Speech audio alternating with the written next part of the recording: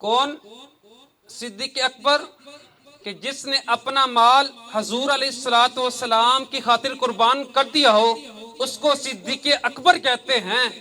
کہ جس نے اپنی بیٹی حضور علیہ الصلوۃ والسلام کے نکاح میں دی ہو اس کو ابو بکر کہتے ہیں۔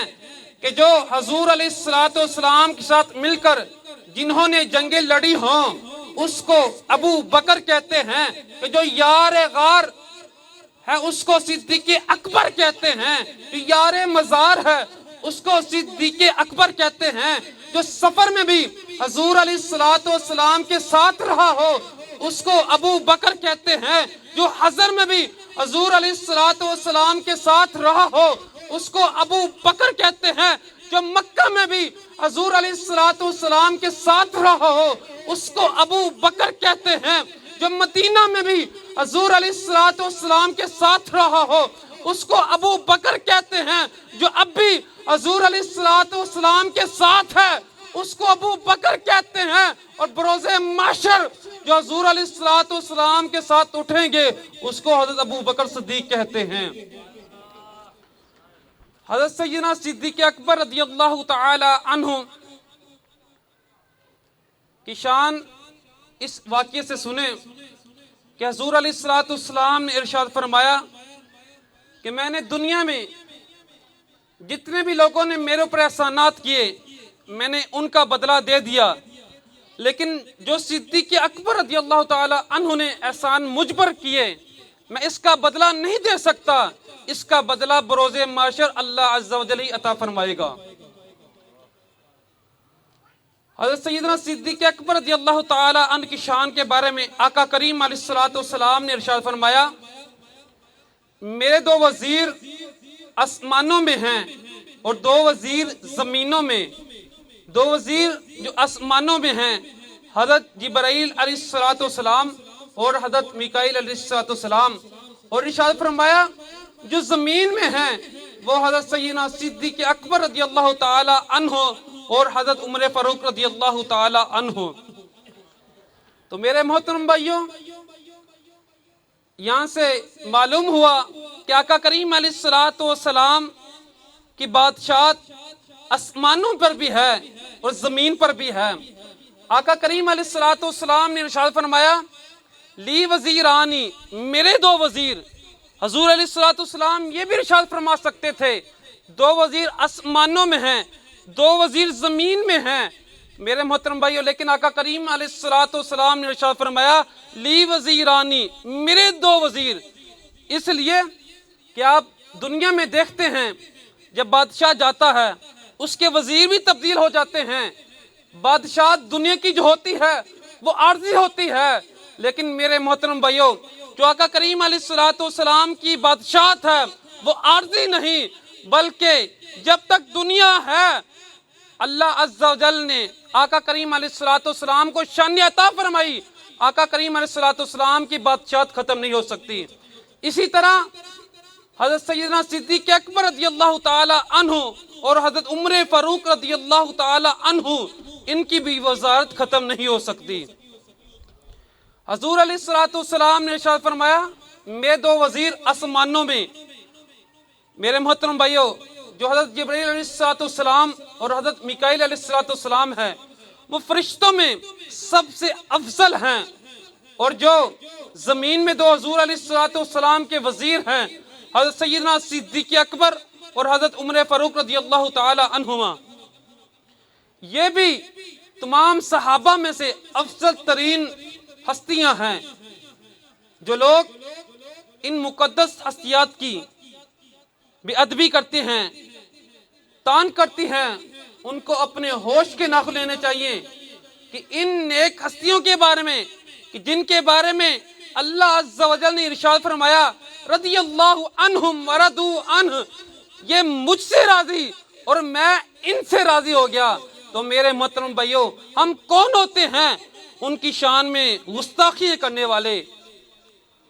حجر عسقلانی علیہ رحمہ نے یہ روایت کی کہ ایک مرتبہ آقا کریم علیہ الصلوۃ والسلام نے ارشاد فرمایا مجھے تمہاری دنیا کی تین چیزیں پسند ہے۔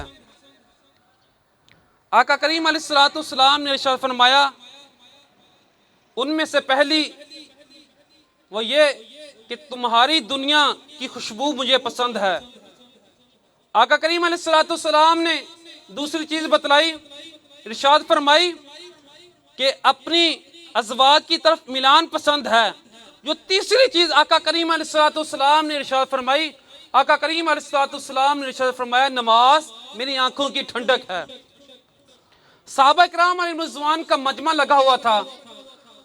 آقا کریم علیہ الصلوۃ والسلام نے جب یہ ارشاد فرمایا تو حضرت سیدنا صدیق اکبر رضی اللہ تعالی عنہ عرض کرتے ہیں یا رسول اللہ صلی اللہ تعالی علیہ وآلہ وسلم، آپ کو ہماری دنیا کی 3 چیزیں پسند ہے، مجھے بھی ہماری دنیا کی 3 چیزیں پسند ہے۔ آقا کریم علیہ الصلوۃ والسلام نے ارشاد فرمایا نماز میری آنکھوں کی ٹھنڈک ہے۔ گویا صدیق اکبر رضی اللہ تعالی عنہ یہ تصور باندھ رہے ہیں کہ جب آقا کریم علیہ الصلوۃ والسلام نماز پڑھتے ہیں اللہ تبارک و تعالی کی تجلیات میں محو ہو جاتے ہیں، اللہ عز و جل کا دیدار کرتے ہیں، تو میرے محترم بھائیوں حضرت سیدنا صدیق اکبر رضی اللہ تعالی عنہ نے حضور علیہ الصلوۃ والسلام سے عرض کی یا رسول اللہ صلی اللہ تعالی علیہ وآلہ وسلم، مجھے بھی دنیا میں 3 چیزیں پسند ہے۔ آقا کریم علیہ الصلوۃ والسلام نے فرمایا اے صدیق تجھے کون سی 3 چیزیں پسند ہے؟ حضرت سیدنا صدیق اکبر رضی اللہ تعالی عنہ عرض کرتے ہیں یا رسول اللہ صلی اللہ تعالی علیہ وآلہ وسلم، مجھے عبادت سے بھی پیار ہے، مجھے زکوٰۃ سے بھی پیار ہے، حج سے بھی پیار ہے، روزے سے بھی پیار ہے، نماز سے بھی پیار ہے۔ آقا کریم علیہ الصلوۃ والسلام نے فرمایا ان سب میں سے سب سے زیادہ تجھے کس چیز سے پیار ہے؟ حضرت سیدنا صدیق اکبر رضی اللہ تعالی عنہ عرض کرتے ہیں یا رسول اللہ صلی اللہ تعالی علیہ وآلہ وسلم النظر الی وجہک۔ حضرت صدیق اکبر عرض کرتے ہیں یا رسول اللہ صلی اللہ تعالی علیہ وآلہ وسلم آنکھیں میری ہوں اور چہرہ آپ کا ہو۔ گویا عرض کرتے ہیں یا رسول اللہ صلی اللہ تعالی علیہ وآلہ وسلم مجھے اس دنیا میں آپ کی زیارت پسند ہے، آنکھیں میری ہوں، بددعا کا مکھرا آپ کا ہو، آنکھیں صدیق اکبر کی ہو، علم نشرح لک صدرک کا سینہ مبارک آپ کا ہو، آنکھیں صدیق اکبر کی ہو اور یاسین کے تاند مبارک آپ کے ہوں، آنکھیں میری ہوں اور واللیل کی زلف آپ کی ہو۔ حضرت صدیق اکبر رضی اللہ تعالی عنہ آقا کریم علیہ الصلوۃ والسلام سے بے پناہ محبت کرتے تھے۔ تھوڑی دیر کے لیے بھی آقا کریم علیہ الصلوۃ والسلام اگر کہیں چلے جاتے تو حضرت سیدنا صدیق اکبر رضی اللہ تعالی عنہ آقا کریم علیہ الصلوۃ والسلام کی محبت میں ان کی جدائی میں پریشان ہو جایا کرتے تھے۔ آقا کریم علیہ الصلوۃ والسلام کو ڈھونڈنے کے لیے مدینہ کی گلیوں میں آقا کریم علیہ الصلوۃ والسلام کے حسن کی زیارت کرنے کے لیے نکل جاتے تھے۔ میرے محترم بھائیوں کتنا پیار تھا آقا کریم علیہ الصلوۃ والسلام سے حضرت سیدنا صدیق اکبر رضی اللہ تعالی عنہ کو۔ تو میرے محترم بھائیوں جو دوسری چیز آقا کریم علیہ الصلوۃ والسلام سے عرض کی صدیق اکبر رضی اللہ تعالی عنہ نے وہ یہ کہ عرض کرتے ہیں یا رسول اللہ صلی اللہ تعالی علیہ وآلہ وسلم مال میرا ہو اور میں آپ کے راستے پر دین پر قربان کروں۔ تیسری چیز جو آقا کریم علیہ الصلوۃ والسلام سے عرض کی یا رسول اللہ صلی اللہ تعالی علیہ وآلہ وسلم بیٹی میری ہو اور اس کا نکاح آپ سے ہو۔ الحمدللہ اللہ تبارک و تعالی نے جو 3 خواہشات تھی حضرت سیدنا صدیق اکبر رضی اللہ تعالی عنہ کی وہ مکمل فرمائی۔ آقا کریم علیہ الصلوۃ والسلام نے ارشاد فرمایا مجھے دنیا میں کسی کے مال نے اتنا نفع نہیں پہنچایا جتنا صدیق اکبر رضی اللہ تعالی عنہ کے مال نے پہنچایا۔ یہ شان حضرت سیدنا صدیق اکبر رضی اللہ تعالی عنہ کی ہے۔ ایک واقعہ عرض کر کے اختتام کی طرف جاتا ہوں۔ میرے محترم بھائی آپ نے سنا ہوگا کہ ایک بوڑھی عورت مدینہ منورہ میں رہتی تھی۔ وہ دیکھ بھی نہیں سکتی تھی، لیکن وقت کے حکمران حضرت سیدنا صدیق اکبر رضی اللہ تعالی عنہ ان کے گھر کا کام کیا کرتے تھے، صفائی کیا کرتے تھے، برتن دھویا کرتے تھے، کھانا پکا کر ان بری عورت کی بارگاہ میں پیش کیا کرتے تھے۔ ایک مرتبہ حضرت عمر فاروق رضی اللہ تعالی عنہ اس عورت کے گھر کا دروازہ کھٹکھٹا دستک دیتے ہیں، فرماتے ہیں اے بری عورت میں عمر فاروق ہوں۔ وہ بری عورت کہتی ہے کس مقصد کے لیے آپ میرے پاس آئے ہو؟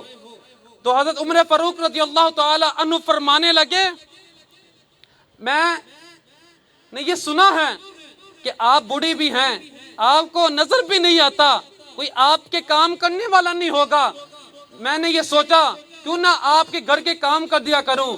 تو اس بوڑھی عورت نے منع فرما دیا، کہنے لگی مجھے اس کی ضرورت نہیں ہے۔ حضرت عمر فاروق رضی اللہ تعالیٰ عنہ فرمانے لگے اے بوڑھی عورت میں تیری مدد کرنا چاہتا ہوں، تو انکار کر رہی ہے، آخر کیا وجہ ہے؟